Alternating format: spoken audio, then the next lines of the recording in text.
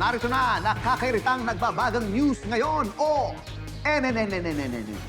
Ilang mga eskwela ang nagpauwi ng estudyante at ilang opisina naman ng gobyerno ang nagpauwi ng mga empleyado dahil sa matinding init ng panahon.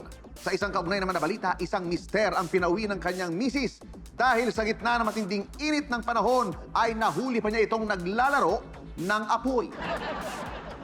Napag-alamang bukas ang libing ni mister matapos siyang i-cremate. At yan po ang latest sa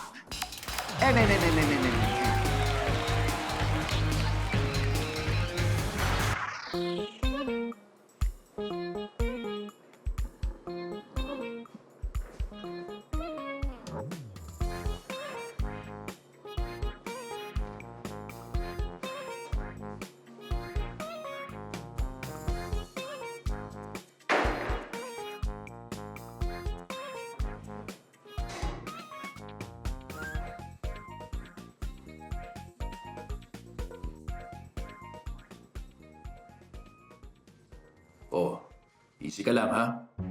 Huwag kang sisigaw. Kumalma ka na lang. Makinig ka sa sasabihin ko, lalo ka madidisgrasya kapag hindi ka sumunod. Oo, saan ka pupunta? Huwag kang aalis dyan sa kinatatayuan mo. Ganyan. Oh, ito gagawin mo, ha? Kubarin mo ang damit mo, dahan-dahan. Huwag mong bibiglain.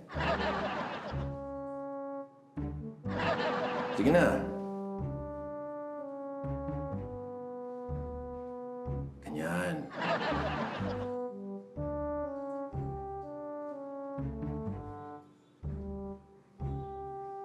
Okay, ngayon, nalis na. Ihagis mo. Ihagis mo.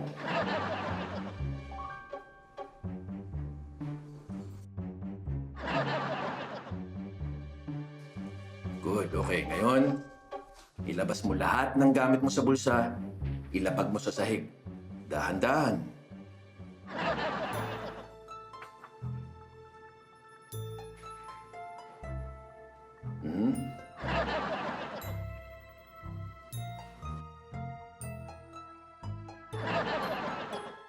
Very good.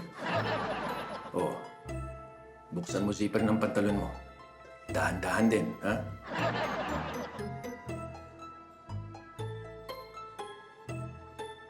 Sige na.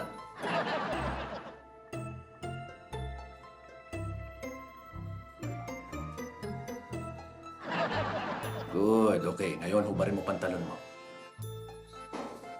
Oo nga, sabi. Ano pa hinihintay mo? Kailangan mong gawin yan. Hubarin mo na.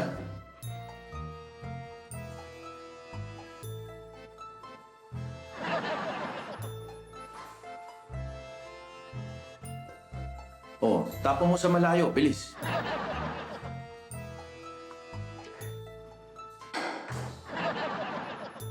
Oh, yung underwear mo na lang.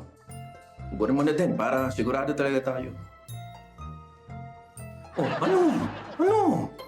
Wala tayong magagawa. Hubarin mo na. Gusto mo pa ba madisgrasya o ano?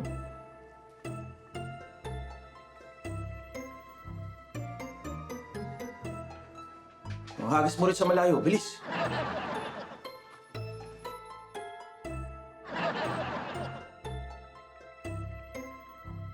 Good. Oh, ngayon pwede ka na lumabas. Sige na. Oh.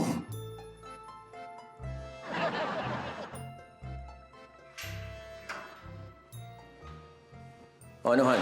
Nakita mo na yung ipis sa damit mo? Baka lumipad na. Sige, huwag ka na lang muna bumalik sa kwarto. Pauwi na rin naman ako eh.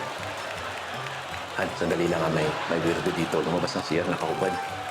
Bigyan mo na ako.